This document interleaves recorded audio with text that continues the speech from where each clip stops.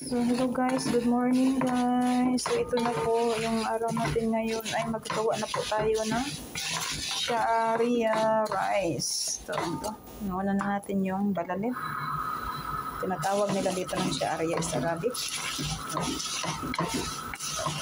Ito na po yung rice natin. Nakahanda na po. Basmati rice.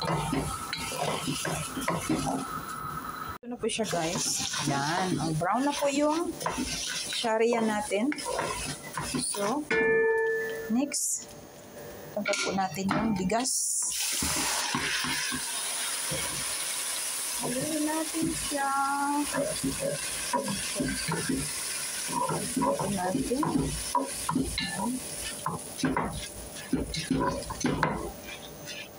Ito siya guys.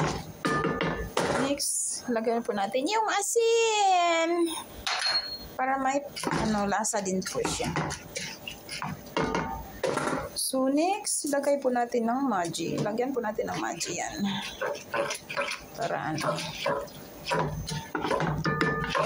tunawin natin yung Maggi. Saka natin lagyan ng tubig. Ayan.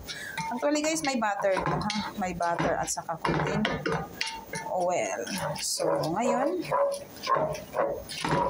hindi ko na nakita yung Maggi. Nasaan na yun? Ito. Kasi pag hindi yung tinutunaw, as in bumubuto. Yan. Okay.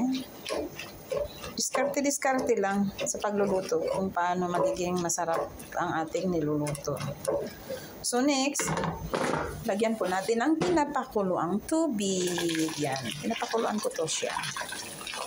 Para pulo na siya agad. Yan po. Palakasan ang apoy. Yan na po siya guys. Hanggat maluto ang kanin po natin. Okay guys, thank you for watching. See you again in the next video. At saka antayin natin to hanggang maluto siya guys. At maano yung tubig. So ito na po siya guys. Okay. Kailangan na natin yung apoy natin. Ito na po yung kanin ng balalit or sha'aria. Goodbye. Thank you for watching guys. And thank you so much for support me. Goodbye. See you again. And God bless all.